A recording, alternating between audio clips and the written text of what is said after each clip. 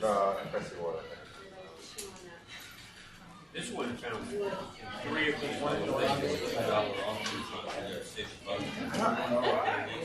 don't know. Not that I know of. It might be, but Mudbay is a specialty pet store. Oh, okay.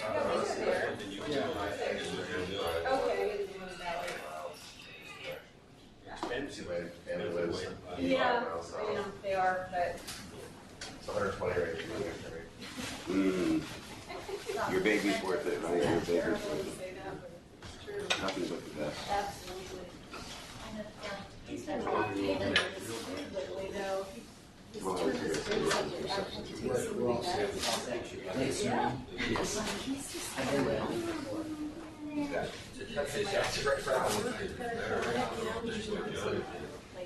Like turkey or chicken or something like that.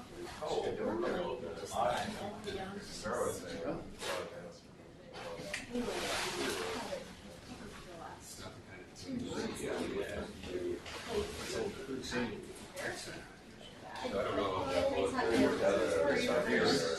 What did you do? What did they do? And sell how soon they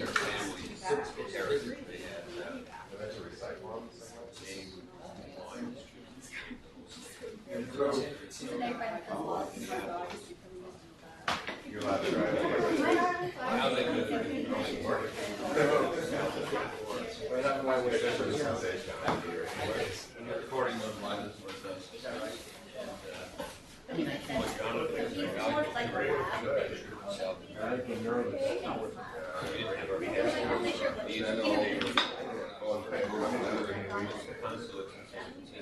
Long story short, he literally This is why I do bring a backup just in case something like that happens. he went to the consulate. I said about my after about 2 hours crying, got the doctor. Because I've had Some stuff. Not that. some reason my lupus got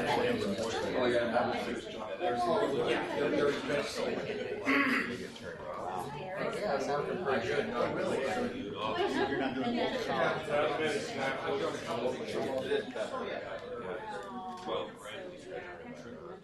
How is Viking today? Yeah. Everyone visit me.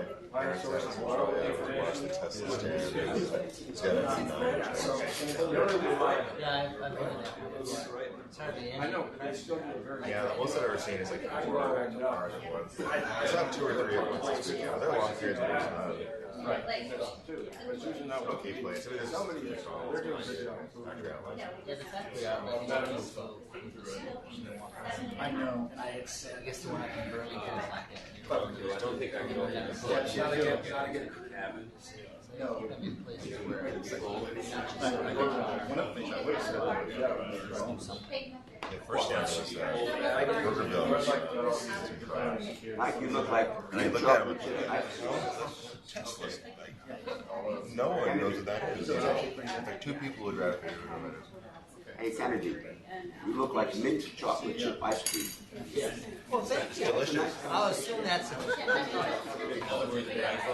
Yeah, it's it's beautiful. my spring, whatever. What color is it to you? Well, it's sort of a muted turquoise. I don't know.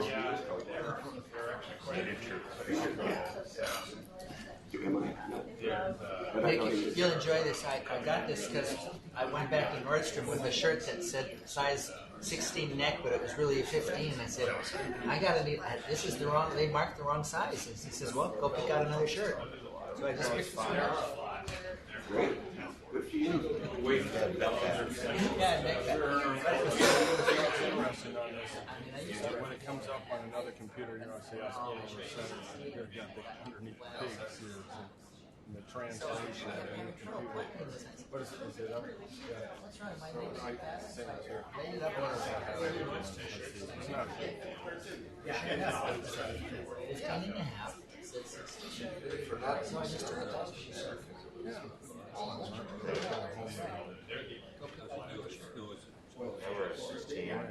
It's a little bit too big for us. The funny thing I is,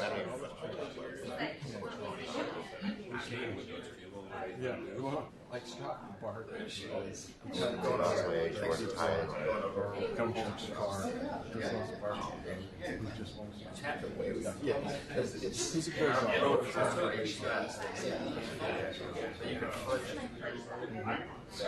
I'm just gonna tell them if they have any patients.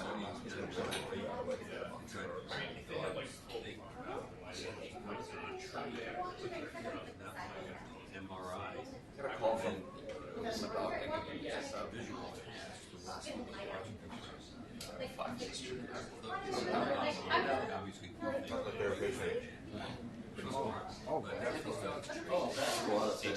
Lunch there was great. I'm not talking to you for days. She's still on board. She's branching out so many specialties. No, dogs have evolved with What humans. kind of patient? Amazing, complex interaction.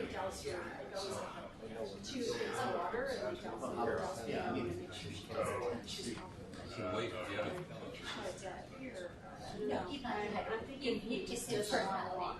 See a 21-year-old woman was becoming a professional patient.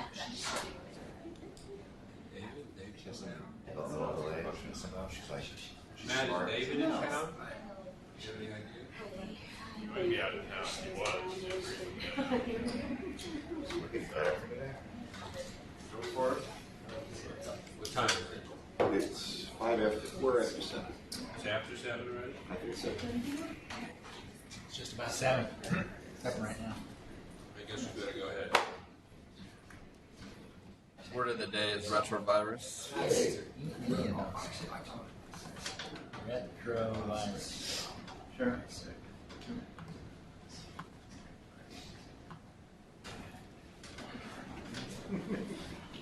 Just two quick things. The last session of the year, we'll send out an announcement about this. We're going to move from Tuesday to Thursday, so it'll be on the 29th. The reason being, the Tuesday is the day after Memorial Day, and the last session of the year, as you remember, is a dinner function, social function. So it won't be here. It's going to be over at what I still call Patel. I don't know what the name is, so we'll send an announcement out about that. For anybody who's new here and wondering why Gary's talking about something that hasn't to do with allergy, this is sort of a tradition we've had for I don't know how long, and he's a real mensch, as they say, and accepts crazy topics from me. He's done the history of religion, the history of English literature, tectonic plates, what came before the Big Bang, the whole variety of what I consider at least things that interest me. So this one's closer to medicine at least, so this is a fascinating topic. Go ahead. I think he asked me to do that because I don't understand the medical science anymore, so I can go over these other subjects. Actually, he gave me this talk. It's from a book he gave me called Spillover, and it's about emerging infections in especially third worlds, but also here in the United States as well, about infections that come from animals that spread to humans. And I'm going to focus on the viral zoonotic infections, because literally there are over 800 zoonotic infections. These are some of the characters here in this picture that would play a role in the saga that I'll be presenting here. Again, a lot of it is based on this book and his experience searching out these new zoonotic infections around the world. But of course, first you have the obligatory disclosure slide. I wanted to point out that I do have a dog. This is Peyton here. So I am a potential enabler to a zoonosis. Now, as far as the disclaimers regarding drug influence, no drug companies pay me anymore for talks. They are using robots now, and because they're so regulated by the FDA and their lawyers.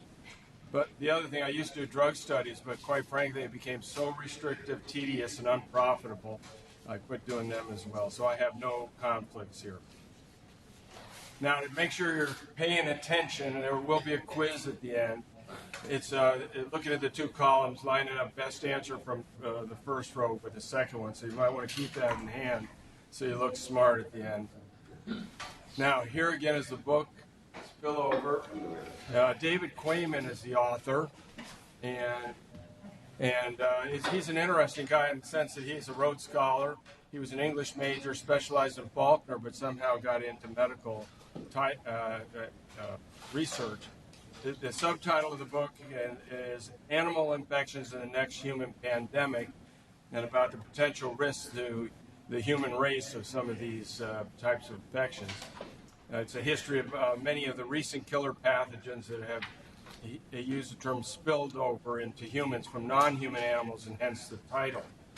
And actually, this guy is incredibly brave. He goes to all these exotic places that are not only risky from infectious reasons, but also from political reasons, and tracking down the infected animals, trapping bats in caves that carry these diseases and other animals, trying to collect gorilla urine. Okay. Anyhow, he kind of starts out and goes through a bunch of the recent new deadly viral syndromes. The first one is he talked about here in 1963 was the Machupo virus, which is a hemorrhagic fever. It's in South America. It's also called Bolivian hemorrhagic fever. And what happened is, since that time, there have been a number of new hemorrhagic fevers with related organisms from arenaviruses that I'll talk about in a little bit. In 1967, Lassa fever, another arenavirus, it still kills 5,000 people a year in Western Africa. It's one of those places you may not want to visit. There's my pointer. There. 1976, the Ebola virus was discovered. Obviously, this was an incredibly infectious agent, killed a lot of lab workers, and had 83% mortality with one strain. The biggest one in our lifetime is in 1983, the isolation of the AIDS virus. 35 million have died so far, and 35 million still have the disease. A milder form of AIDS was discovered in 1986, the HIV-2, which I will talk about. And we'll talk about where these originated in the animal kingdom and how they got to humans. And then in 1993, a little bit closer to home, the hantavirus infections in the Four Corner area. I think most of you probably remember that was killing mostly the Navajos that lived down there. And obviously, there wasn't a clear-cut source to begin with, but they finally isolated. In 1994, the Hendra virus. This was in Australia, where there were horses dying, and then some of the owners of these horses were killed too. 1997, the avian flu. Again, influenza is the major one that we see an example of these, because it happens in the U.S., and this was bird to human transmission. And I'll talk a little bit about why that happens so frequently with influenza. In 1998, the Nipah virus in Malaysian pig farmers, which was deadly and spread to much of Southeast Asia. In 1999, there was a West Nile came to the United States. Now, that's not a new infection. It's been around for a century, probably, at least been described. But it came to the U.S. and it spread. And I kind of gratuitously put this one slide in here just for you to look at Idaho. Washington had 3 cases. Can you see that, or is it too small? This is West Nile. We had 3 cases in Washington. I can't find my pointer there. Look at Idaho. Almost 1,000 cases. It suggests you may not want to go to Idaho in the spring and summer. Okay, but pretty impressive numbers, and it kills about 300 people a year in the United States. SARS virus, a severe, acute respiratory syndrome that came from China, had a 10% mortality, and it was in a coronavirus, a virus we usually think is just causing common cold virus. 2007, what was described was severe fever and thrombocytopenia syndrome in China, and again, this causes a significant, often hemorrhagic fever type picture.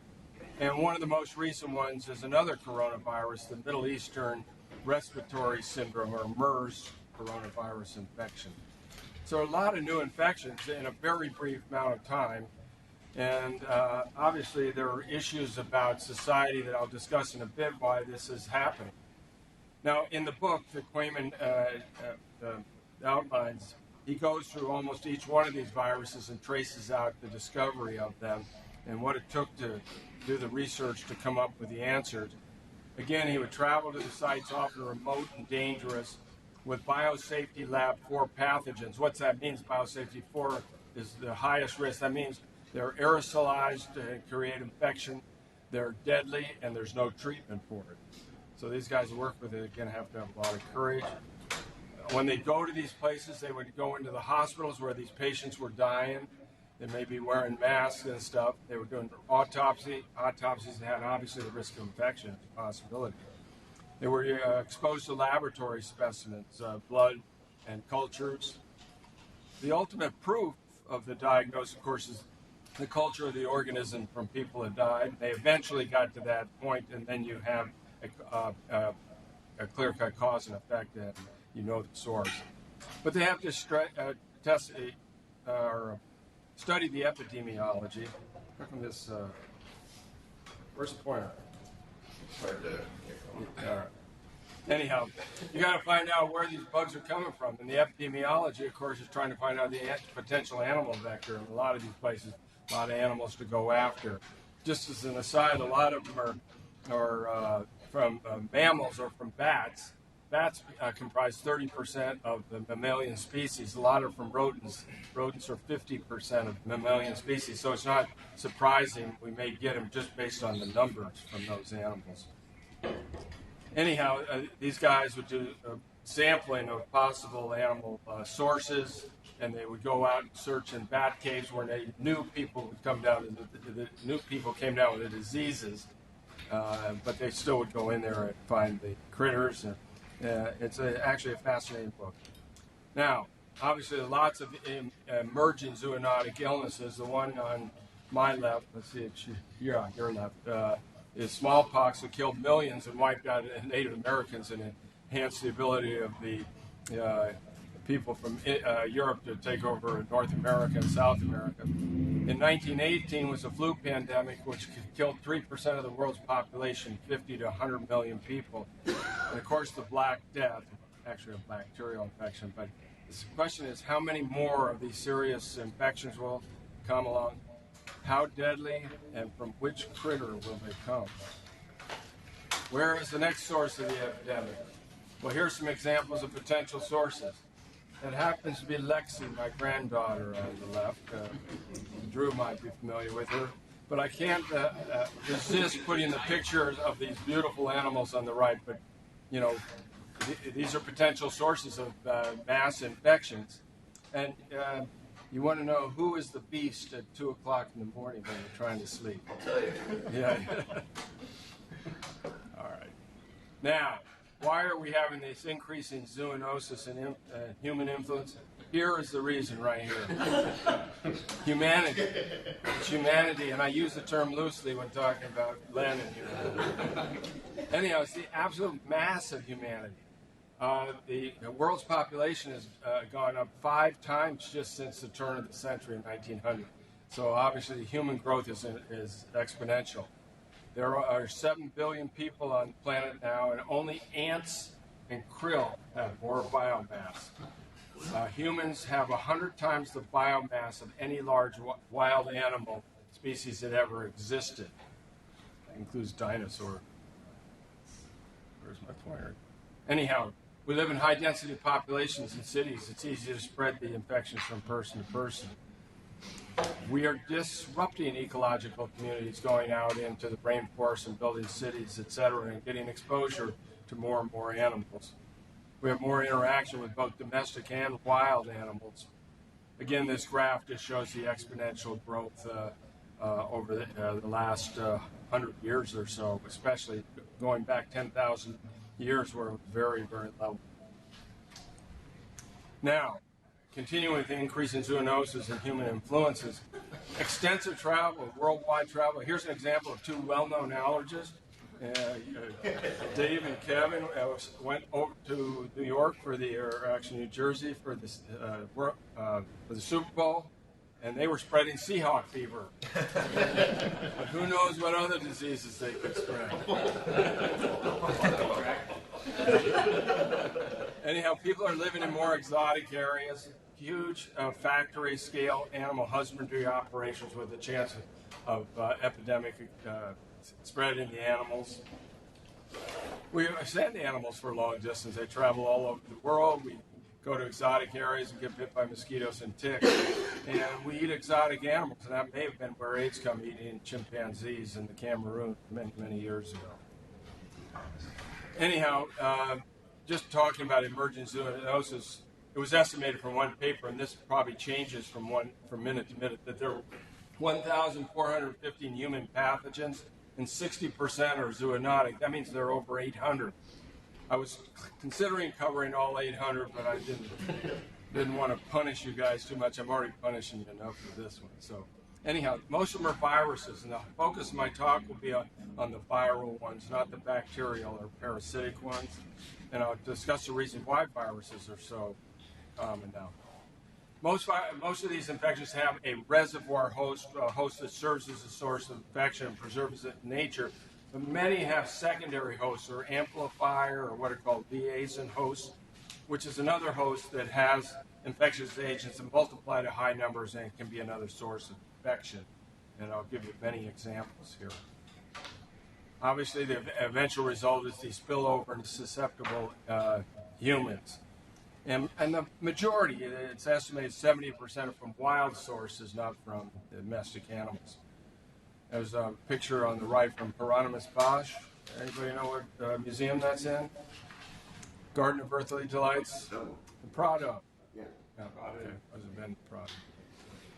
Anyhow, talking about the classification of viruses, because that's the focus of the talk here. Somewhat reason transitioning to this, screwed up all my slides. It's got the titles screwed up. But anyhow, the Baltimore viral classification. Are any of you familiar with it?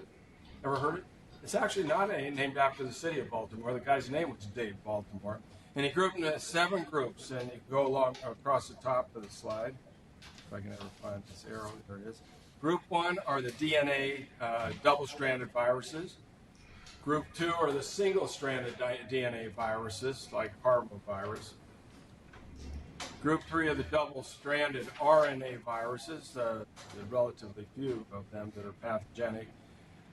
The majority of the significant pathogens are in the Group 4 and Group 5 with positive sense and negative sense viruses. Do most of you know what that is? Okay, I won't go over it. It's too hard to explain because it makes no sense. No, it does. Anyhow, if anybody wants to go, we can go over that. But anyhow, they're separated that way. And then Group 6 are the positive sense RNA virus. And Group 7 are DNA viruses. Let me go back to Group 6. The positive sense viruses that use reverse transcriptase to get incorporated in the DNA of the host and use their machinery for the production of their products. And Group 7 are DNA viruses that use a reverse transcriptase. I had never heard of that before, but the classic is hepatitis B, or the hepatitis viruses. Anyhow, the end result is they make messenger RNA, and which subsequently codes for proteins. Now, this just gives examples going through the 7. Again, type 1 are the double-stranded DNAs, and that include adenovirus, herpes virus, and pox virus. The single-stranded DNA are the parvoviruses, are an example. The double-stranded RNA are the reoviruses, and the name reo comes from respiratory enteric orphan virus. Orphan because they couldn't find any diseases with it, but they have found some, and one that's common is the rotaviruses. This also, if you really want an esoteric answer, the Colorado tick fever is a double-stranded RNA reovirus. Now, in the type 4 are the single-stranded positive sense viruses, and that includes the coronaviruses, the cold viruses, and most of the enteric pathogens, including polio, and the Togaviruses, which are important in zoonotic infections. Class 5 are the negative sense RNA, single-stranded RNA viruses, and this includes the ortho and paramyxoviruses. The orthomyxoviruses, of course, the influenza. Paramyxo are like mumps and measles. Now, 6 is the retroviruses, the single-stranded one, and of course, that includes all the retroviruses, including AIDS, and these are important pathogens as well. And lastly, the double-stranded DNA, they use a reverse transcriptase to generate some reversal, putting DNA from reverse transcriptase back into the cell, and that's the hepatitis B virus, the hepatinovirus. Now, again, slides are transcribed differently with the new computer, but this is a mnemonic for remember the DNA viruses is happy. You've got to knock the Y off. And so the herpes and hepatin are the two H's. The adenovirus is the A. The papillomaviruses are one of the P's, and the major papillomaviruses, they're the ones that infect only keratinocytes, but they're important for warts and cervical cancer. The polyomaviruses, which include like the progressive multifocal leukoencephalopathy, if I remember, the JC viruses, some unusual viruses. And then the parvoviruses, remember that is the single-stranded DNA viruses. Fifth's disease, you may remember, and then pox viruses. Now, again, this got covered up on a translation, but the RNA viruses, there are 13 groups. I was trying to come up with a mnemonic for it, and you can't read it because the damn thing shifted, but it was FERT, here, let me see if I can, FERT Capo Food Bar. Now, It's easy to remember. well, you know, people with kind of a nasty mind might figure out something there. FERT Capo Food Bar, okay? Anyhow, and these are all the examples, and again, many of these do play a role, many don't. But, you know, the Filoviruses, the Togaviruses, the retroviruses are very important. And as you know, the SARS is a coronavirus. The calcivirus I won't talk about much, but does anybody know an example of a calcivirus? No? Things you get on the ships, right? Yes. Yeah. The Norwalk or Noro. Very good. Hey. All right, very good. Anyhow, and a whole bunch of these ones in the single strand are important. The Arena, the Bunya, the Philo are very important. And again, the Rio virus, the double-stranded ones, are rare causes. Now, the reason viruses are so important is that the RNA viruses mutate at a very high rate, and that's one of the major reasons we're getting all these new infections. DNA double strands has few mutations because the DNA polymerase proofreads or repairs it. So it's much rarer to get a mutation. You don't have that when you have with RNA. And so they mutate rapidly. And because they mutate rapidly, it's hard to make the vaccines that last for them very long. And again, there are very few antiviral drugs, although coming along. And hopefully we'll get more. Now, this just shows the mutation rate. You can see that the DNA is the least, has the lowest mutation rate, and you go on down and see that the RNA is the worst. Anybody know what a viroid is? I never learned that. Len? You want to look smart? Like to. Up to now. I had never heard of a viroid either. It's circular RNA, and it doesn't code for a protein. It's a pathogen in plants. But the question is how it works, and this gets to this new modern. It appears to work like these microRNAs, and so it affects the cells like are the silencing RNAs that bind to the DNA and stop or promote the activity. So anyhow, it may be important in the future, a little bit like a prion. Again, they don't synthesize for anything. The closest virus that is like that is the hepatinovirus, the hepatitis B, or I said that, the Delta virus. You remember ABCD on the hepatitis? The Delta virus only codes for one protein. That's it. So it's similar. Now, the most common disease that we see that affects us from a zoonotic perspective is influenza, so I'll go briefly over that. There are three types of viruses, A, B, and C. Hepatitis A, the A virus rather of of the influenza is the only one goes from animals to man. B and C don't, so they're not a high risk, okay? And they have a high rate of mutation and reassortment. They're orthomyxoviruses, and orthomyxoviruses produce genes that are isolated, multiple genes that are isolated, so they're easily transmitted. They're not on long strings connected, so it's easy to transfer the genes to get what is called reassortment. They have two receptors, the hemagglutinin, the H1 through 3 are common in human epidemics, where there are 16 total, and those others that are in animals can jump to humans.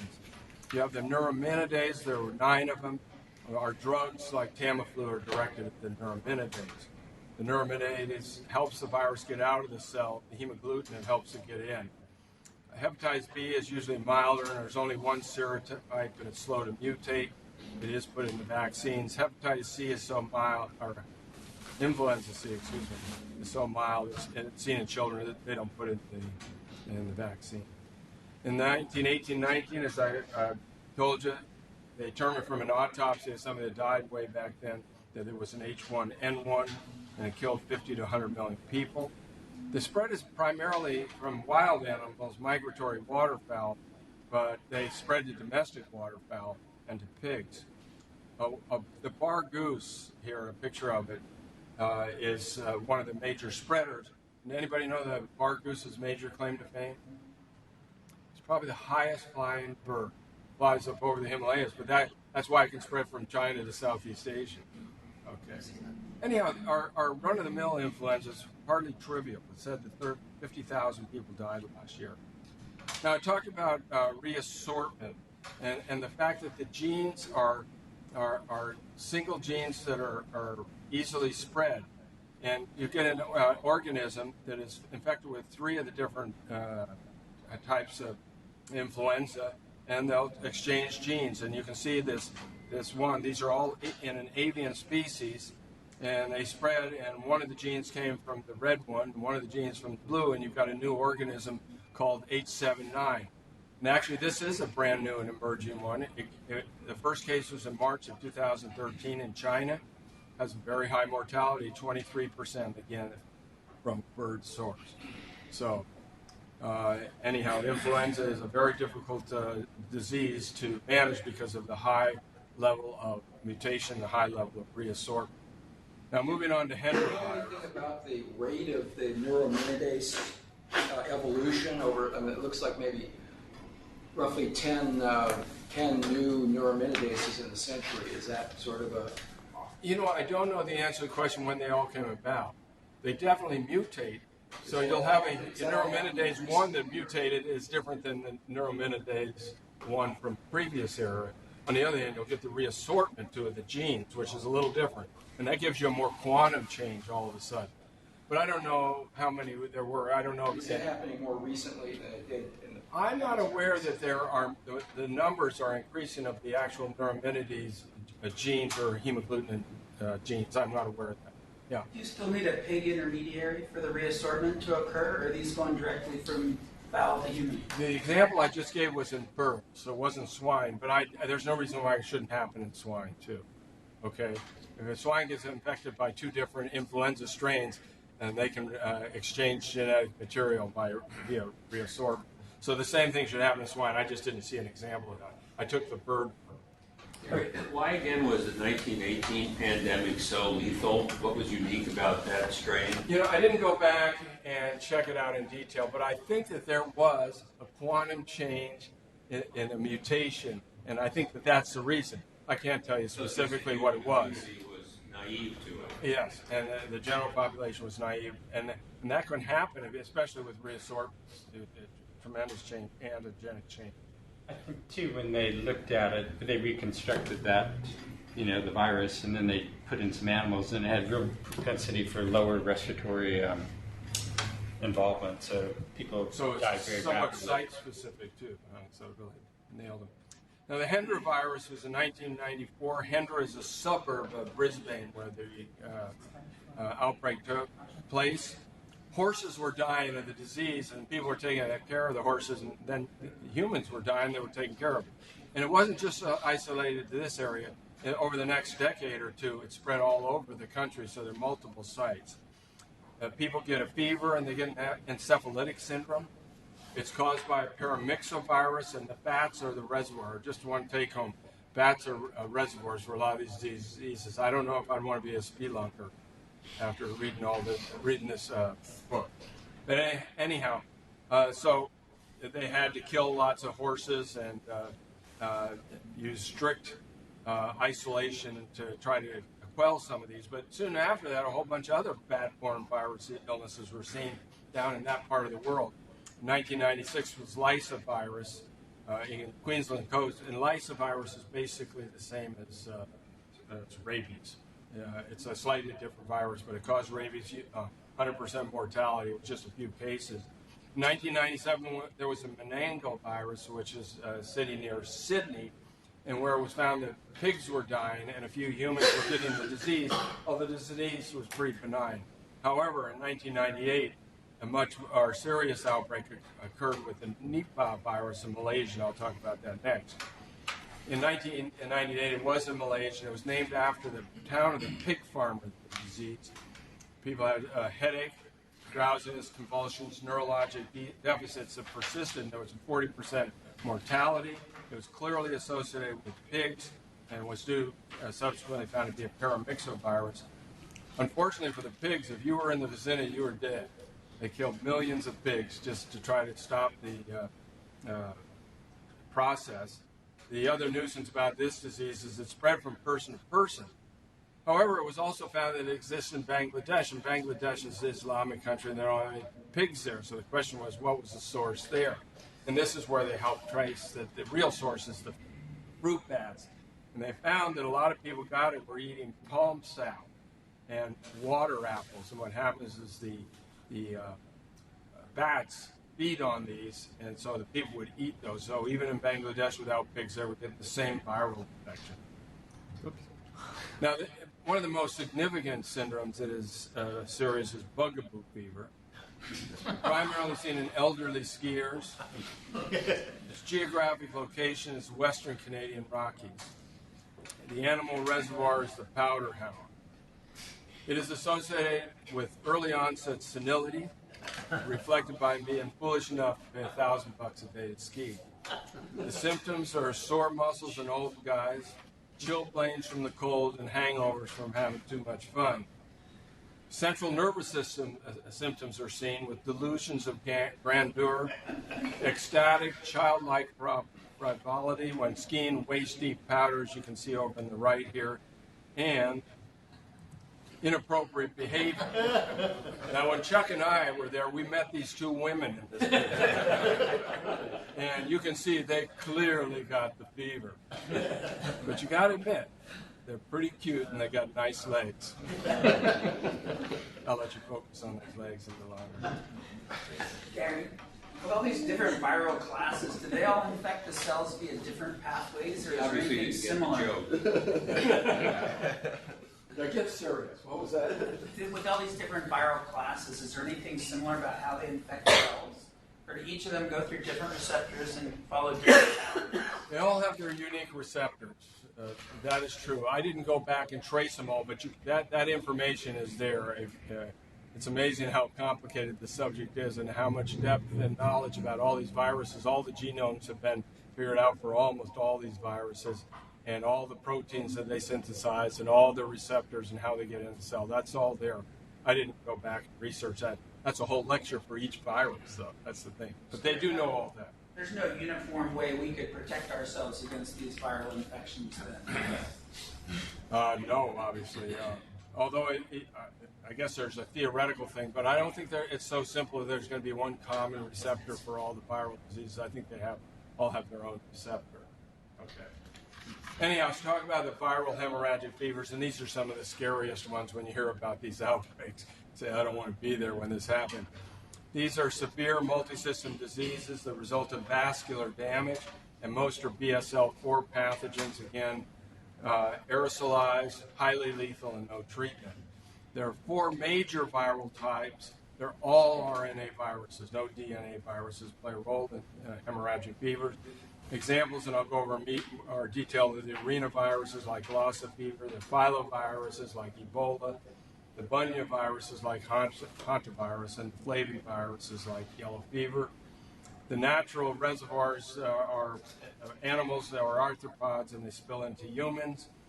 Fortunately, for the most part, they're geographically restricted and hopefully won't spread, although there was an article this past week in a paper about concerns about a Canadian traveler that was in the area that went up to Canada, and they thought he had it, but it turned out he didn't. Anyhow, they get significant disease. There's a picture on the lower right of one of the bleeding or hemorrhagic features. Now, the pathology, it's very complex. The virus attacks the innate immune response. The result is it also affects dendritic target cells. You get apoptosis, increased tumor necrosis factor, and FAS activity, decreased natural killer cells. You get bone marrow suppression. You get direct hepatocellular necrosis. You get decreased synthesis of coagulation factors and DIC, and cytokine storm and capillary leak, secondary to increased VEGF. Sounds pretty complicated. I'm going to simplify it for you on the next slide. All right. You got that? Okay. I'm skipping. This is the way I feel when I see these, slides the other guys throw up about, transduction and communication in the cell. When I see these kind of slides of the previous one, I feel like the guy on the bed here, which says, for the last time, you have amnesia. Now, the viral families causing hemorrhagic fevers, the majority are by these four major families. The arenaviruses, by the way, arena means sand, but that's the way they look, like little sandy particles on electron microscopy. The Bunyaviruses were named after a location in Uganda. Filoviruses, meaning thread, and the Flaviviruses, Flavi means yellow, and that's where yellow fever comes up. And they move along here. Now, the arenaviruses, that first group that I showed you, are from rodents. And so they're almost exclusively from rodents. And most of the time they stay home, but occasionally you can spread from human to human. An example that's been around a long time is an arenavirus, lymphocytic choriomeningitis virus. And it's been around since 1933. And, it's in the United States a fair amount. It's in mainly, house mice. I'm amazed we don't see more of it because obviously most people have some mice in their house. The Junin virus was Argentinian hemorrhagic fever. Machupo, the Bolivian hemorrhagic fever. Lassa fever, which is very similar and is very widespread in Africa, is also an arenavirus. The Guanarito virus is a Venezuelan, so you can see it spreading all over the place. They're slightly different organisms, they get different names. Sabia is the Brazilian. There's another one in Bolivia, and now there's another one discovered in Africa, the Lujo hemorrhagic fever. And the only point of this slide is it's spreading all over. They've got similar viruses, cause similar disease in all different places of the world. Now, Machupo is the one he wrote about in his book because it was one of the more deadly ones, and it occurred in 1963 in Bolivia. Again, it's a single-stranded arenavirus causing hemorrhagic fever. There is some response to ribavirin, and there is a vaccine. I didn't find out how efficacious it was. It has a reservoir, the Vesper mouse. And like I said, there are multiple other arenaviruses I already pointed out in South America and in Africa doing the same thing and causing significant illness. Lassa is probably the most important of all these hemorrhagic fevers because of how common it is. It is, again, an arenavirus, and there are 500,000 cases a year in Africa, but 80% are inapparent, so obviously it causes minimal to no disease, but there are still 5,000 deaths a year from Lassa fever. And again, ribavirin may be of value, and there's a picture of the source mouse. Now, moving on to a different category, talking about the arena, the Bunyavirus is also very important in hemorrhagic fever. And again, I just throwing you all the different ones, realizing that there are hundreds of viruses that can cause significant illnesses, especially in third world countries. Most of these are transmitted by insects or ticks. If you go down the list, almost all of them are arthropods until you get down to hantavirus, the four corners disease, and actually it turns out that's in rodents, as is the hemorrhagic fever renal syndrome that I'll talk about briefly here. A newly described syndrome, and I believe it's 2008 or 10, is the severe fever and thrombocytopenia syndrome in Africa, transmitted by a tick, and I do have a slide on that. But one I don't is this heartland virus. Anybody heard of that? It's in the heartland of the United States. It's in Tennessee and Missouri, and it causes a flu-like illness. It's not deadly, but the reason they know that it's and found this is almost everybody has it got a tick bite in proximity. Hantavirus, 1993, Four Corners, USA. They called it the Four Corners virus, but the Chamber of Commerce didn't like that because it looked bad. So they changed it to sin nombre, which means no name. It's the first case, though, and this is what made it frightening, is it was the first case in the Western Hemisphere.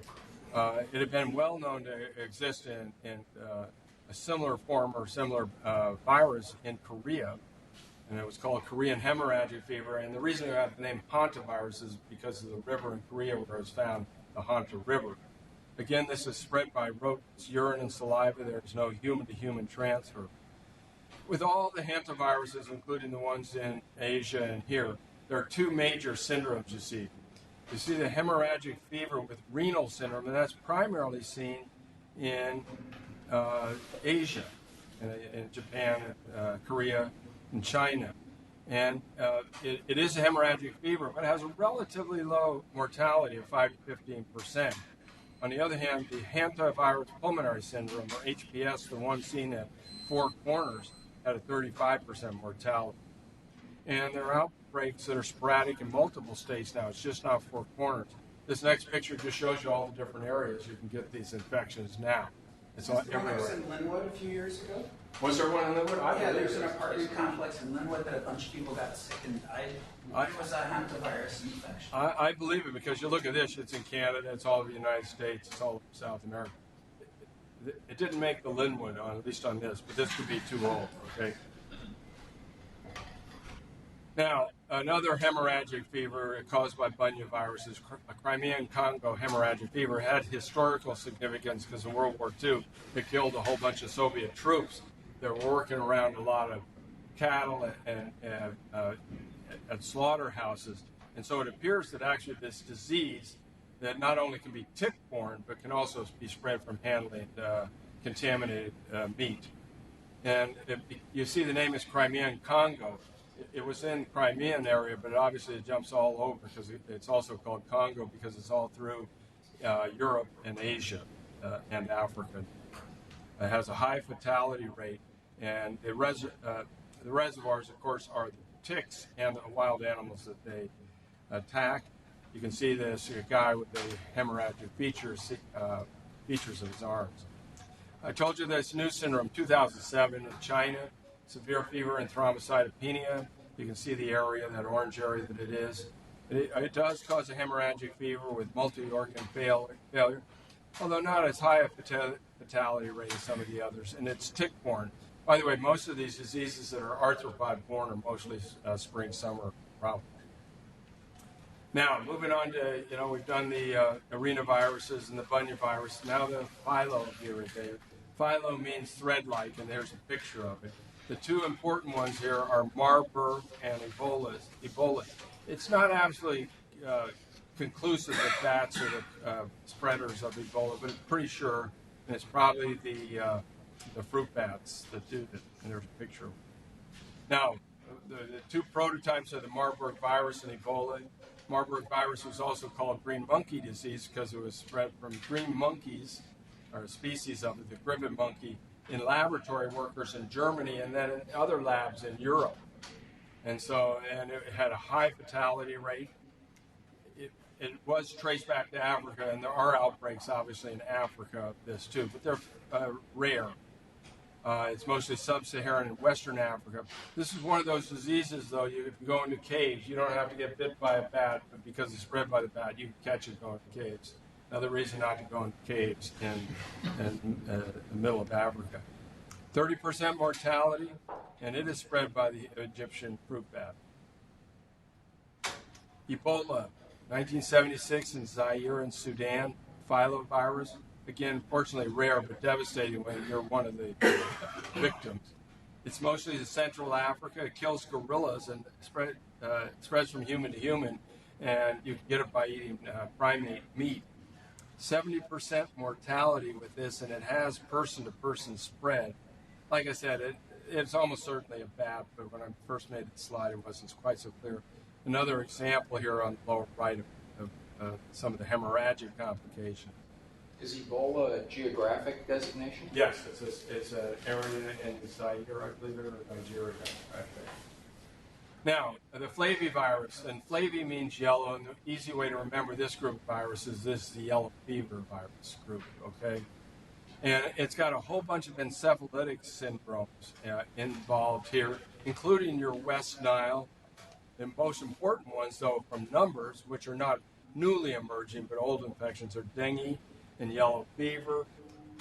In India, they have Kaisanur forest hemorrhagic fever, which is tick-borne.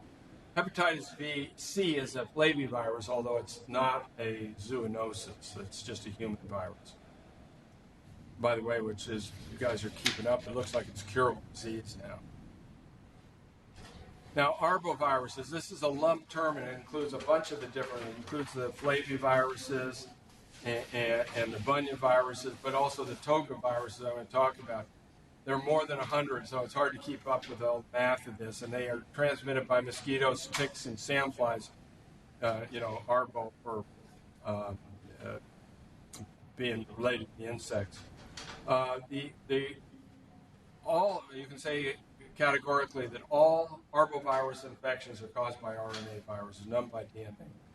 There is no human-to-human transmission, so you don't have to worry so much about being around these people unless they're getting transplants or blood products.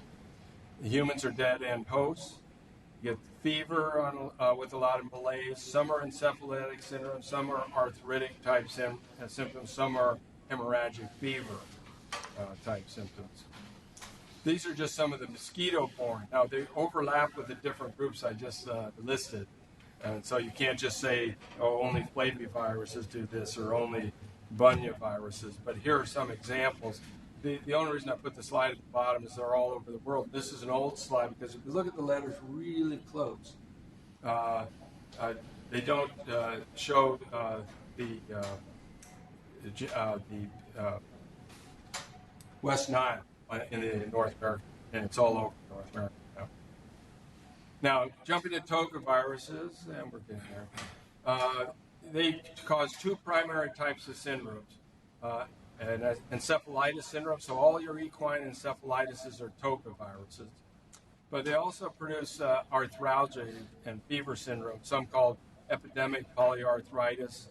And Ung-Yong virus means the destruction of joints. Anyhow, emphasizing the fact that these are arthritic syndromes. And here's a list of some of them. Again, I don't expect you to remember them all, but just realize there are a lot of them out there. An important one, though, is this chikungunya, and I'll tell you here in a second why it's very important for us to know about it. I gratuitously threw in here about togavirus, a non-zoonosis. The rubella virus is a togavirus. Chikungunya virus was described in the 50s, and it's a togavirus that gives you a arthritic type or arthralgic fever syndrome transmitted by mosquitoes, just like dengue. But the big thing is in December of 2013, the first cases were in the Caribbean. Now it's endogenous to North America. It just got across the ocean from Africa. Now SARS, everybody's familiar with that. It was February 2002, started in Hong Kong, spread to North America in 2003, and obviously scared the bejeebies out of the world. Especially it transmitted to Canada. There were 8,000 cases and 800 deaths, giving you a 10% fatality rate, and a bunch of hospital workers got it, again, making it more frightening for healthcare workers. It's an influenza-like illness with pneumonia. It took a while to find out that it was a coronavirus. Again, coronaviruses are generally just relatively benign cold viruses, but not this one.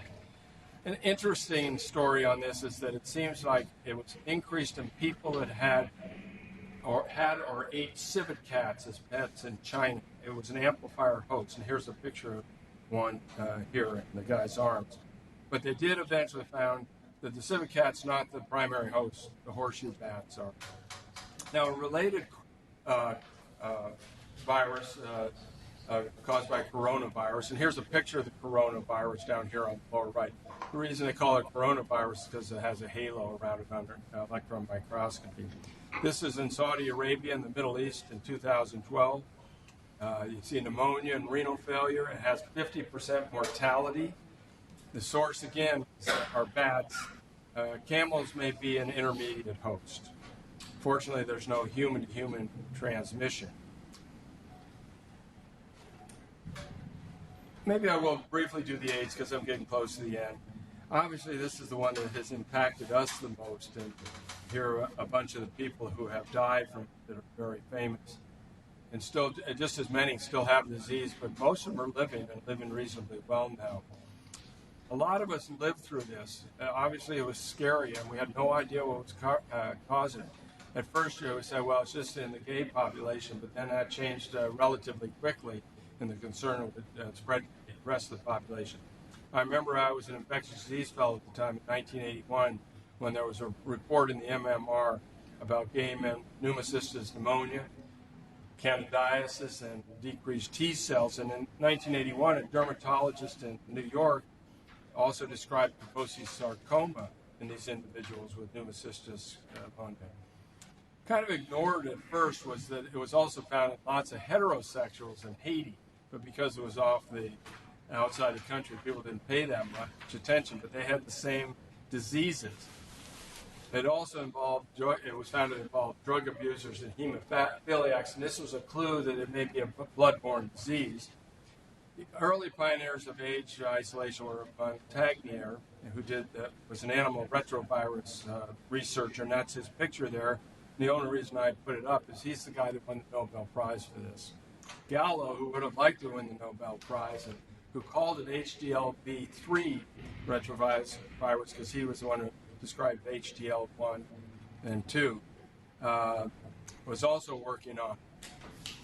And anyhow, they all came up with their candidate viruses, and they all had their own names, like Montagnier's was lymphadenopathy virus, Gallo's was HDLV3, Levi's was ARV, or AIDS associated.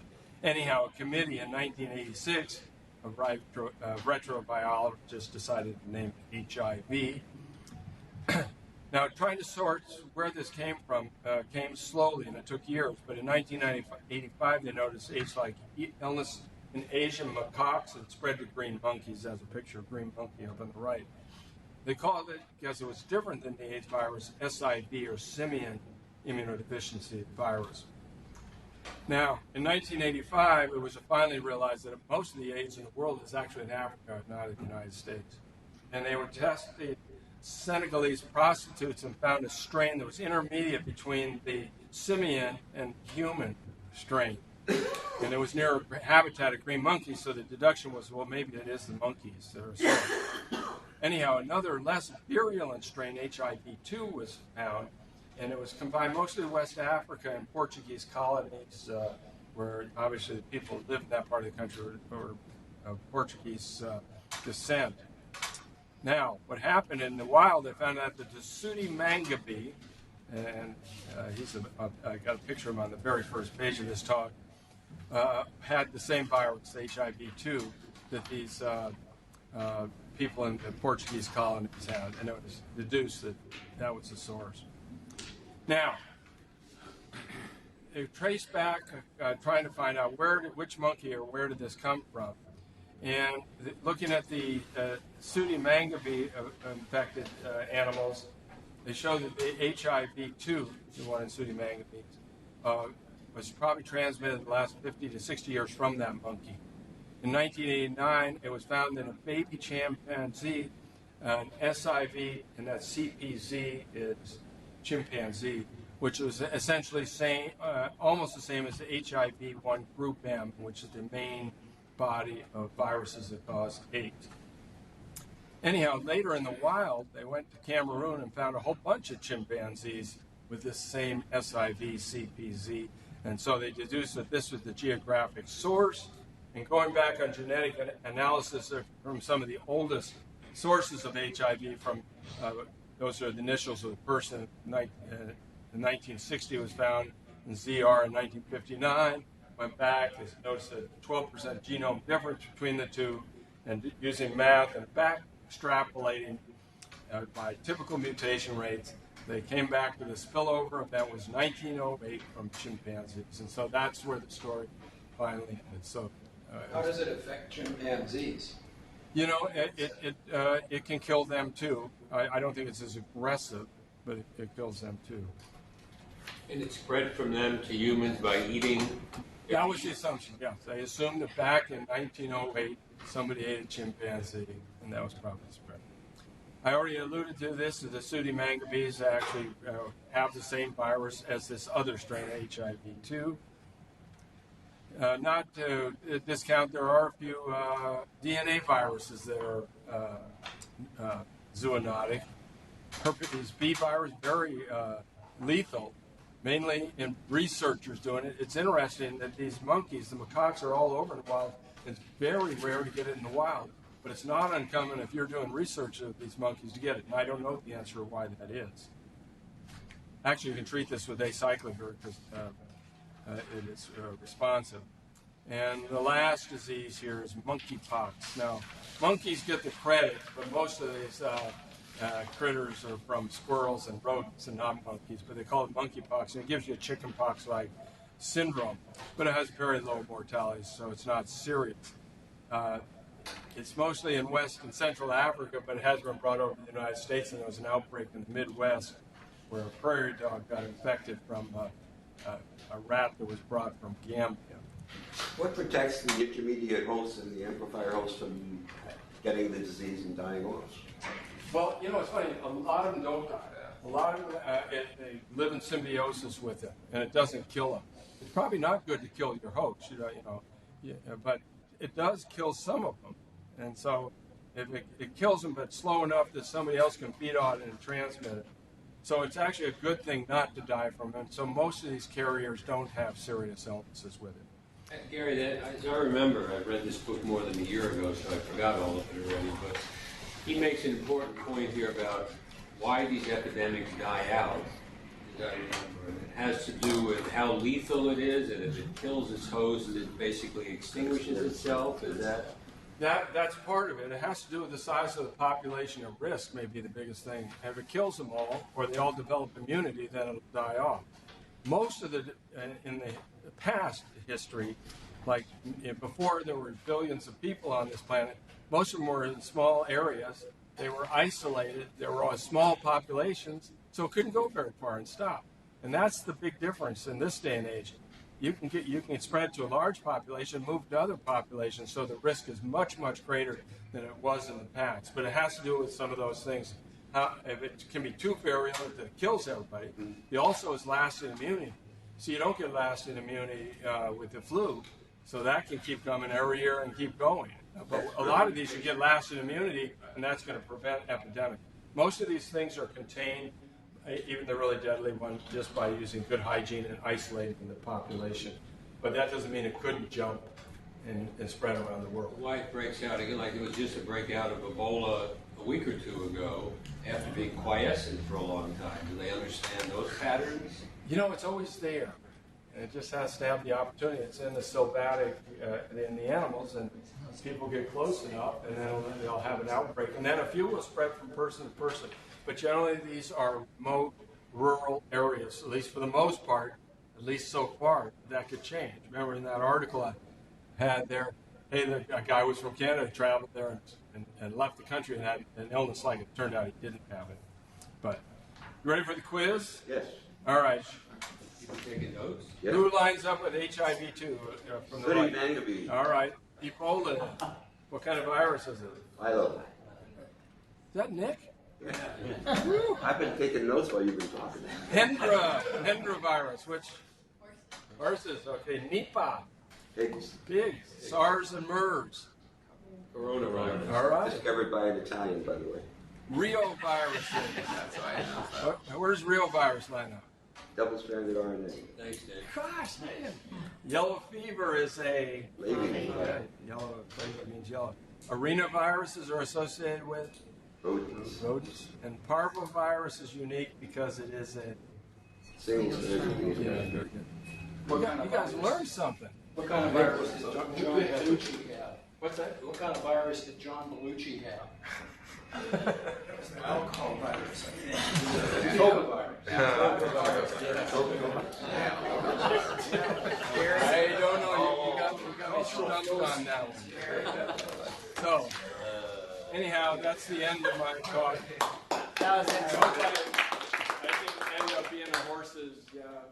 This presentation blow people out. Yeah. Does the CDC, when they see these new infections, do they have a RNA marker virus or a DNA marker for all these 1,400? And they just screen sera so they can tell you real quickly which of these viruses is causing anything? I do believe that's true. I didn't go back and research it, but all of these are well outlined. They've all, like I said, the DNA sequencing has been done. They know all the biology of it. But some of these, they're still finding, so they may not have that down as well. But for most of these, yes, they do have that. Survivors have immunity? Yeah, it depends on the virus. For example, remember I told you the orthomyxoviruses, which are like the influenza A, it's shortened because they're mutating all the time. On the other hand, the paramyxoviruses like mumps and measles, you get long-lasting. And so most of these viruses that don't recombinate or mutate too fast have some immunity that lasts for a while. There are other viruses, though, the Bunyaviruses and Flaviviruses that do have those segmented genes and can reassort, though.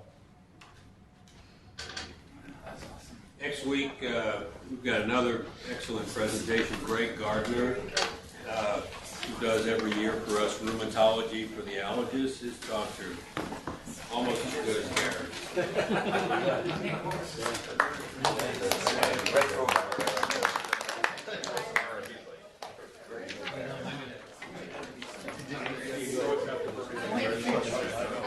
Only 14 minutes.